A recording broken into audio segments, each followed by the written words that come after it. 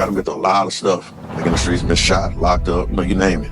Penitentiary, the whole ride, the basic. I was actually in another dimension. When I say it was so real, I was getting up, brushing my teeth, taking a dump. Everything that you were doing in real life, I was still doing it. But the only difference was Lucifer was present. What's up, family? Welcome back to the channel. Man, I got an interesting one for you today. It's about a guy, his name is Jay Holland. They call him OG Jay Holland or OGJ or something like that. And it's a testimony about how he was in a coma for like 3 months. He ran into Lucifer and it changed his life forever. Y'all check this out. Got him through a lot of stuff. Like in the streets, been shot, locked up, you name it. Penitentiary, the whole ride, the basic, story, it is what it is. The main thing that really just changed my life, because when I came back from a 1% chance to live, I was in a coma for 3 months. And I never believed none of those stories I heard about. They say, oh, the people I seen unicorns, or God woke me up and an angel carried me. I was like, man, they tripping, they lying. So they just want attention. That's what I'm thinking in my head. Then when I got my run with it, oh man, my heart failed. I went into complete respiratory failure. Crazy, didn't have a heart attack, man. I was 500 pounds, man. My stomach was right here. I was drinking that lean all the time. So that lean was just swelling me up.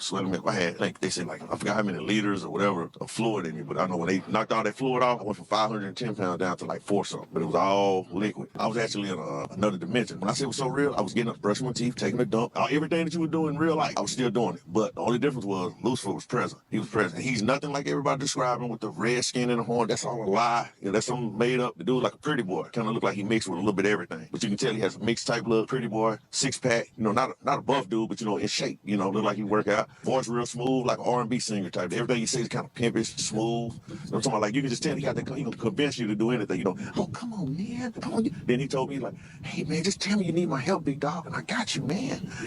Yeah. And then when he pulled up in a black Bentley, suit made out of diamonds, shoes made out of diamonds. And then, he's smooth talking, say, man, I can help you, man. You gotta ask for my help, and I got you. Then I'm like, I'm still street-minded. Like, I'll knock your teeth down your throat. You better get on somewhere, da-da-da-da-da. But I'm hungry, and I'm not knowing why I'm hungry, because they had me on a feeding tube. So he had some chicks jump out the van and eating hamburgers. He knowing my temptation. Even more than the women, there was some bad little chicks. But even more than the temptation of the women, they had hamburgers and drinks, and I'm thirsty and hungry because I'm not eating or drinking. You knew he was a devil? No, I didn't know. I just knew whoever it was, I didn't trust him, I was like, all right, I'll take your help. So they started feeding me. Then I hop in the Bentley with it. Chicks massage my back, everything. We roll off. And when I tell y'all, he showed me more stuff. Lucifer showed me more stuff than probably I learned in the Bible. He took me everywhere with him. I'm riding with him. And by the time I realized who he was, I just told him, I'm living just like we heard that. I feel myself walking. It was real. I could pinch myself. I could feel everything like in real life. Yeah. And man, I never forget. When I finally realized, I'm like, whoa, this dude's the devil. But by the time I realized, he was offering me, he had a mansion full of a number of women, every kind of woman you could think of, every kind of car, motorcycle, anything you could think of, he had it. But see, that's why I found out too, he's the bearer of the gifts. He's over the gifts. That's why he was able to, he didn't have no real power. Yeah. He's had power and influence. Like, I even challenged him to a fist fight. He was like, oh, no. He said, I don't do that. He said, but I got somebody else who does. The big dude come around, there.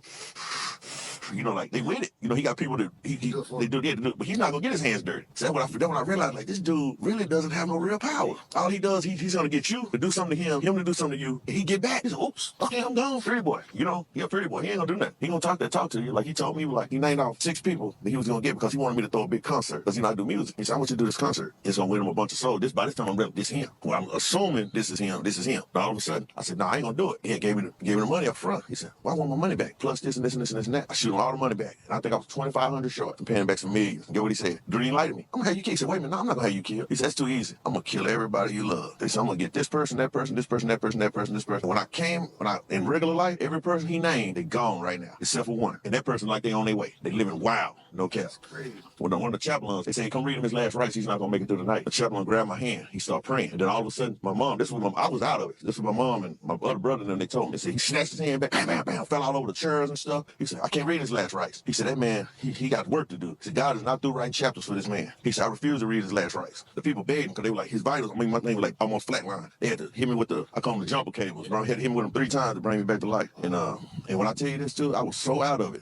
As far as my spirit was so far out of my body. And I'm gonna tell you, it was a prayer. I started praying. It was, I looked to the hills from which my help comes. I said, God, please don't let me go out like this. I said, give me a second chance and I'm gonna get my life together. I said, God, please. I said, I completely surrender to you. I said, God, help me, Lord. Then all of a sudden, it was like a donkey kicked me in my chest, man. Damn, I felt my spirit go back in my body. Started breathing. I heard the nurses hollering, doctors hollering. Oh my God, it's a miracle. He's back. He's back. Everybody, they can't believe it. And I wear glasses, and I ain't had no glasses on. Nothing. Because when I fell and passed out in the emergency room, my glasses broke. So I looked out the window. I saw a rainbow. I saw shedding tears. I was like, wow. I said, God heard my cry. A worthless sinner at the time. I said, God heard my cry and spared me. I couldn't talk. Had a trach in my throat. At the top of that, that hello. I heard you the whole thing. Wheelchair. Came back from all that, man.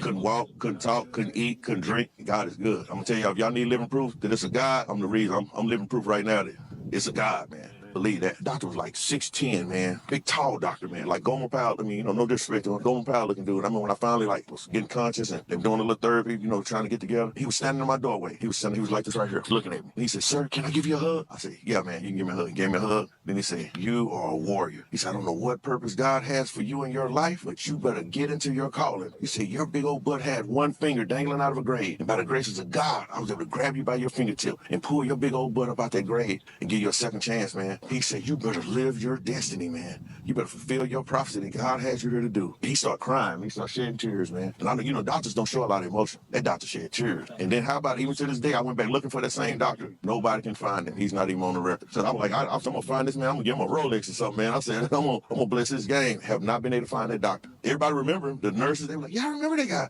I said, they said, I don't know where he is. We can't find him.